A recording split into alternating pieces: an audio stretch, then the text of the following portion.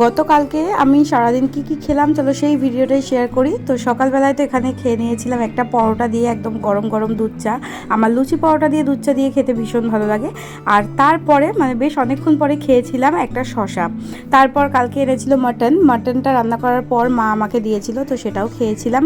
লাঞ্চে ছিল এখানে মাটন কষা, ভাত আর এক পিস শশা, তার সাথে মুড়িঘণ্ট ছিল, কিন্তু আমি খাইনি। যাই হোক, মাটন দিয়ে ভাতটা খেতে আমার ভীষণ ভালো লাগছিল, কারণ মাংস হলে আমি অন্যান্য কোনো তরকারি নিতে চাই না।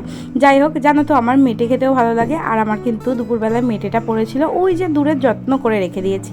তারপর দুপুরে লাঞ্চ করার প্রায় আধ ঘন্টা পরে আমি খেয়ে নিয়েছিলাম টক দই, আর আমি টক দইটা সবসময় চিনি আর বিট নুন দিয়েই খাই। তারপর খেয়েছিলাম ওই বিকেলের দিকে একটা মৌসম্বি লেবু, আর খেয়েছিলাম আপেল। সন্ধেবেলায় বাবা এনেছিল ফুচকা, তো ফুচকাটাও খেয়ে নিলাম। এখানে 20 টাকার ফুচকা ছিল, আমি আর মা মিলে খেয়েছিলাম।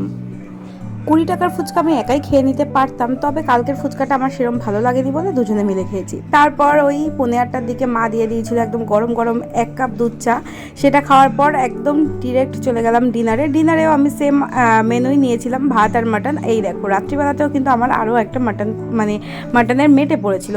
যাই হোক, বেশ তৃপ্তি করে রাত্রের খাবারটাও খেয়ে নিলাম। আর লাস্টে খেয়েছিলাম একটা রসগোল্লাটা আমাদের কেনা ছিল না, রুমির রেজাল্ট বেরিয়েছে এইচএসের, ও খুব ভালো রেজাল্ট করেছিল বলে ও এসে দিয়ে গেছিলো। তো যাই হোক, এই ছিল আমার সারাদিনের কালকের খাওয়া দাওয়া। ভিডিওটা ভালো লাগলে একটা লাইক করে দিও। টাটা।